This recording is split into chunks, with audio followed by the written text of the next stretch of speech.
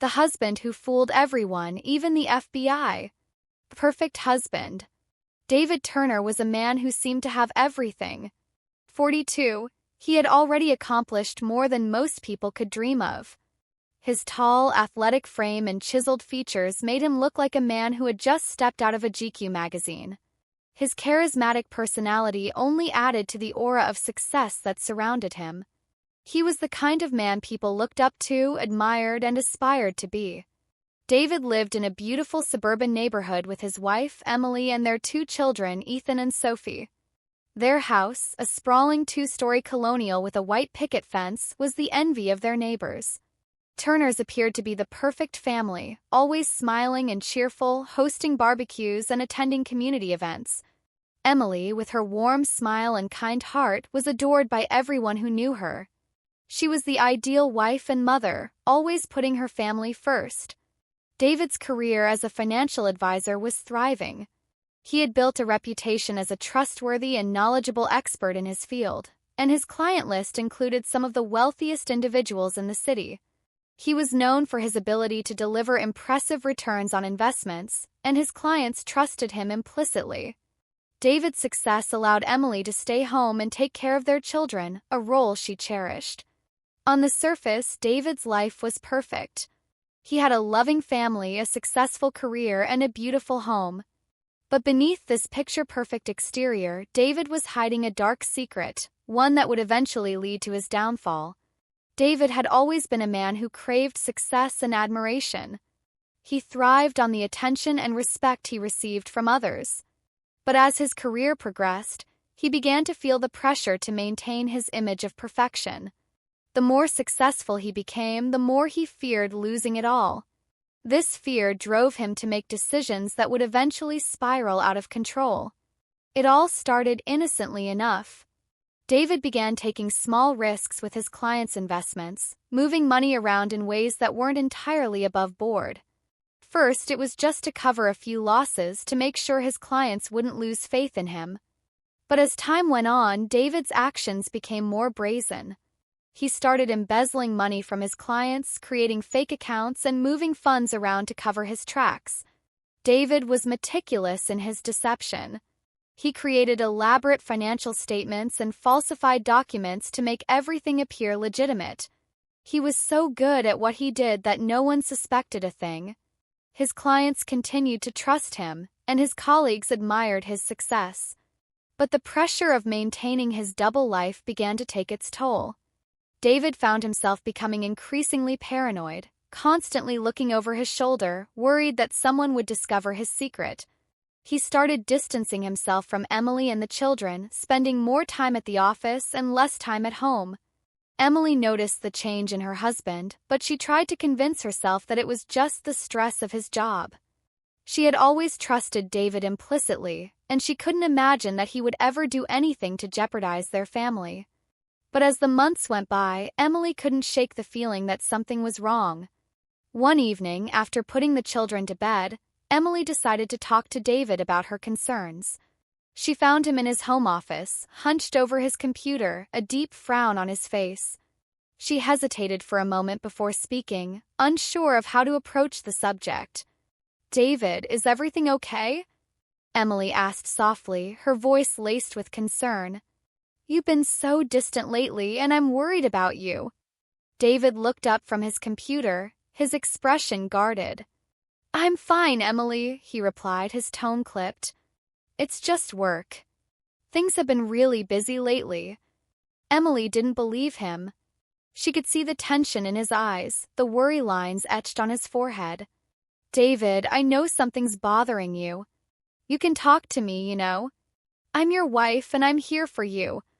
David forced a smile, trying to reassure her. "I appreciate that, Emily.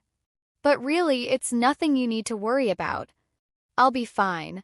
But Emily couldn't shake the feeling that there was more to it than just work. She tried to push the thoughts out of her mind, but they lingered, casting a shadow over her once happy marriage. As the weeks turned into months, David's behavior grew increasingly erratic. He started coming home later and later, sometimes not coming home at all, claiming he was stuck at the office. He became more secretive, locking his office door when he was inside and refusing to let Emily see his computer. Emily's concern turned to suspicion, and she began to wonder if David was hiding something from her. But Emily had no idea just how deep David's deception went. She had no idea that her husband, the man she had loved and trusted for so many years, was living a double life, one that would eventually destroy everything they had built together. A man of many faces. David Turner was a man of many faces. To his family and friends, he was the perfect husband and father, a loving, devoted man who would do anything for his family. To his clients, he was a financial genius, a man who could turn their investments into gold. But behind the mask of perfection, David was hiding a secret life, one that no one would have ever suspected. David's double life began innocently enough. He was introduced to Sarah, a young woman who worked as a marketing consultant during a business trip. She was beautiful, intelligent, and charming, and David was instantly drawn to her. They struck up a conversation, and before long, David found himself captivated by her wit and charm. What started as a harmless flirtation quickly escalated into something more. David and Sarah began meeting regularly, under the guise of business meetings. They would spend hours together, talking, laughing, and eventually their relationship became physical. David was careful to keep his affair hidden from Emily, making sure that no one at work or in their social circle would ever find out. To keep up appearances, David rented a luxury apartment in the city where he would meet Sarah. He told Emily that he was attending late-night meetings or working on important projects whenever he needed to see Sarah. Emily, trusting and unaware, never questioned his absences. David's affair with Sarah gave him a sense of excitement and freedom that he hadn't felt in years. It was a way for him to escape the pressures of his life, to forget about the lies and deceit that were slowly consuming him. But as much as he enjoyed his time with Sarah, David knew that he was playing a dangerous game, one that could have devastating consequences if he were ever caught. Despite the risks, David continued his affair, convinced that he could keep it hidden forever. He was meticulous in covering his tracks, using burner phones and encrypted messaging apps to communicate with Sarah.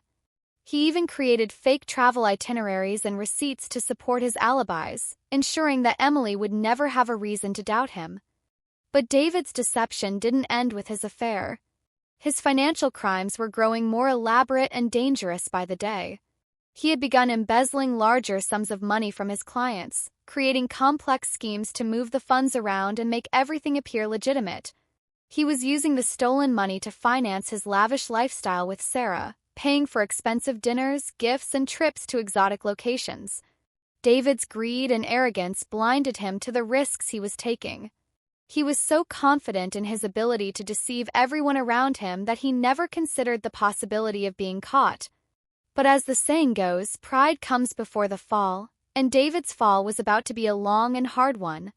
The first cracks in David's carefully constructed world began to appear when one of his clients, a wealthy businessman named Richard Thompson, noticed a discrepancy in his account. Richard had always trusted David implicitly, but when he saw that a significant sum of money was missing from his investment portfolio, he began to have doubts. Richard confronted David about the missing money, but David was quick to come up with an explanation. He told Richard that there had been a mistake in the accounting department and assured him that the issue would be resolved quickly. Richard, still trusting David, accepted his explanation and agreed to give him time to fix the problem. But Richard's suspicions lingered. He couldn't shake the feeling that something was wrong, and he decided to investigate further.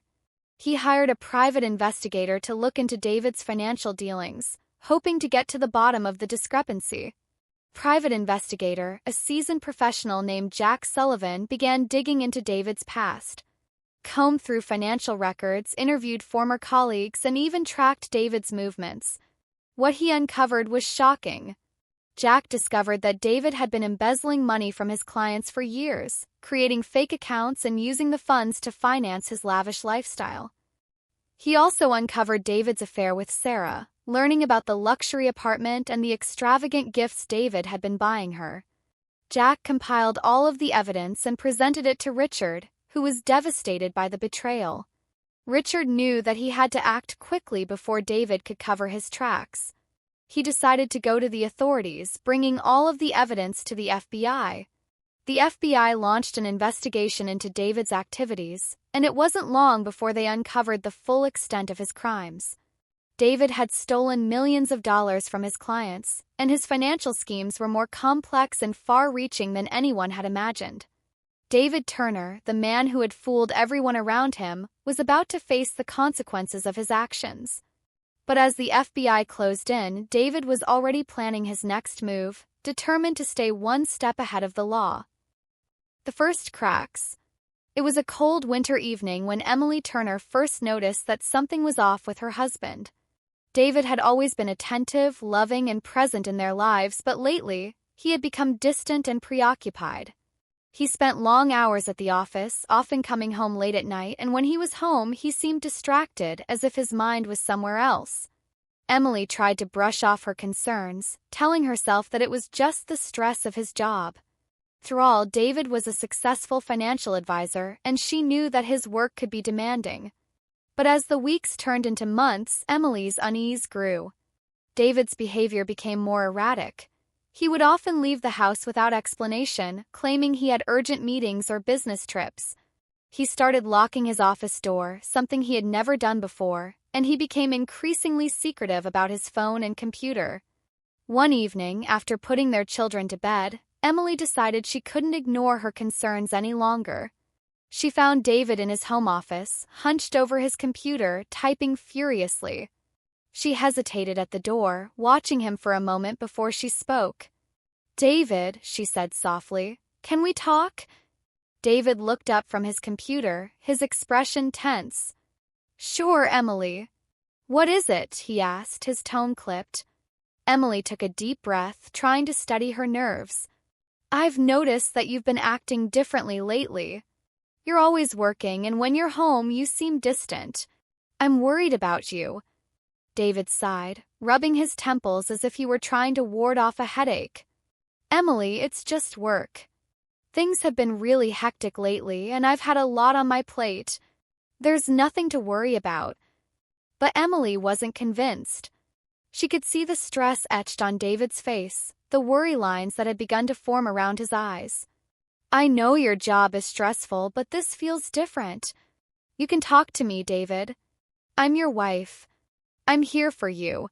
David forced a smile, but it didn't reach his eyes. "I appreciate that, Emily. But really, there's nothing to talk about. I'm just tired, that's all."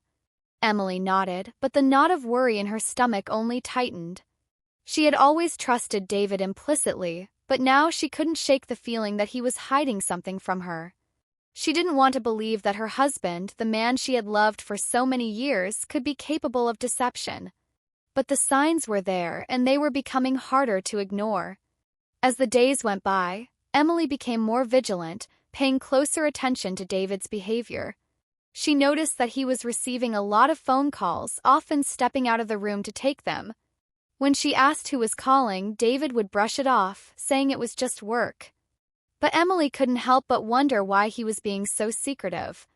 One night, after David had fallen asleep, Emily found herself lying awake, her mind racing with doubts and suspicions.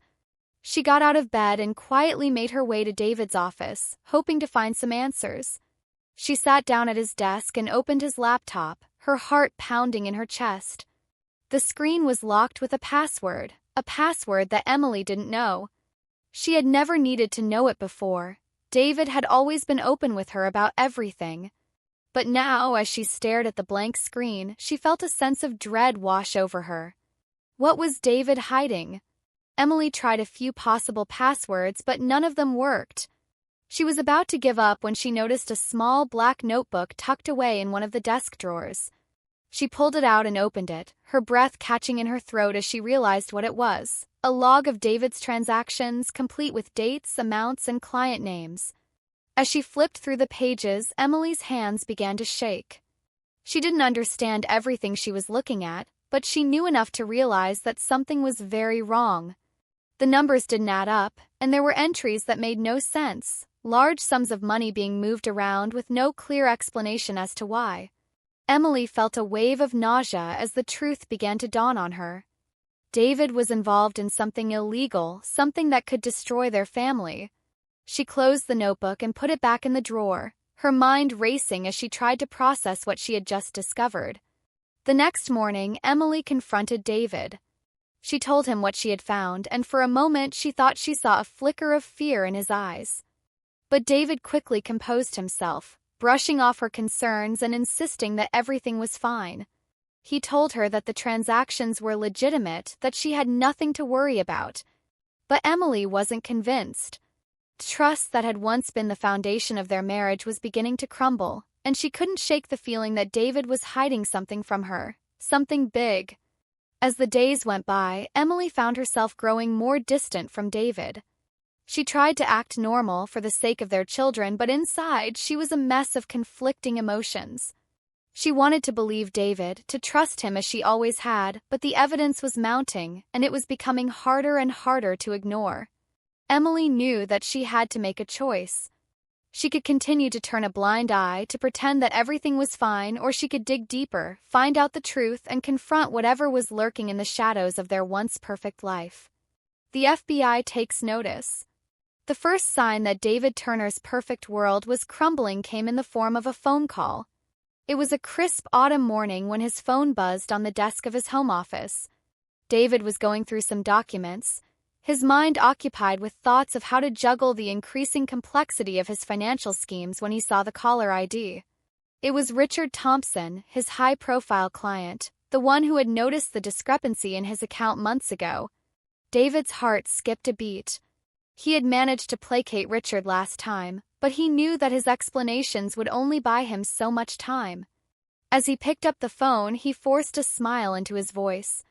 "Richard, good to hear from you. How's everything going?" "David, we need to talk."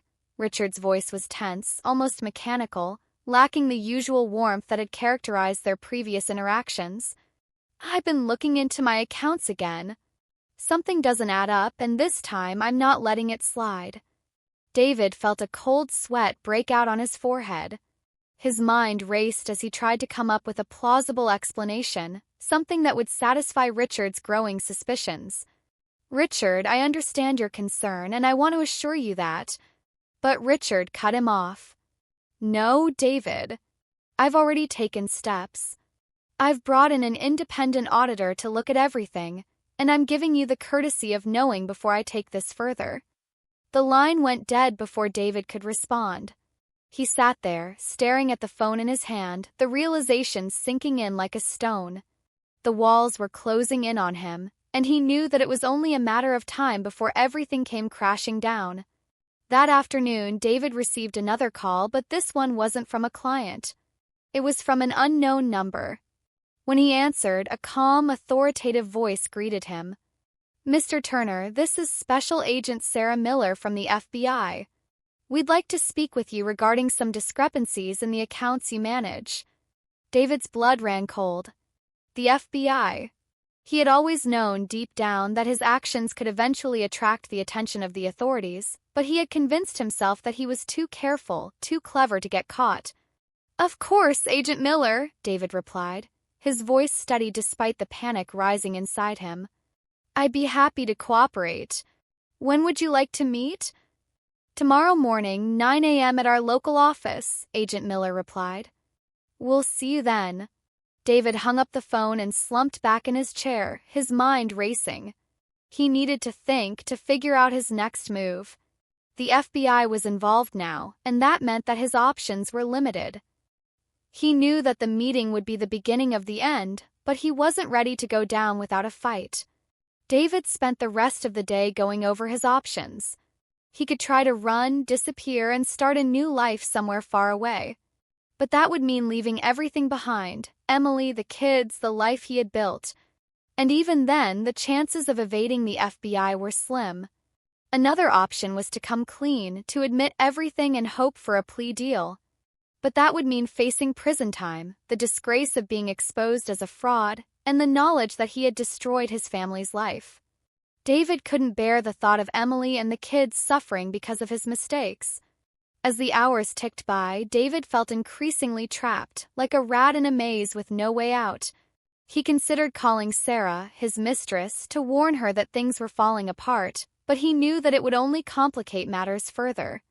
Sarah was just as much a part of his deception as everything else, and if the FBI found out about her, it would only make things worse. By the time night fell, David had made his decision. He would meet with the FBI, but he wouldn't go down without a fight.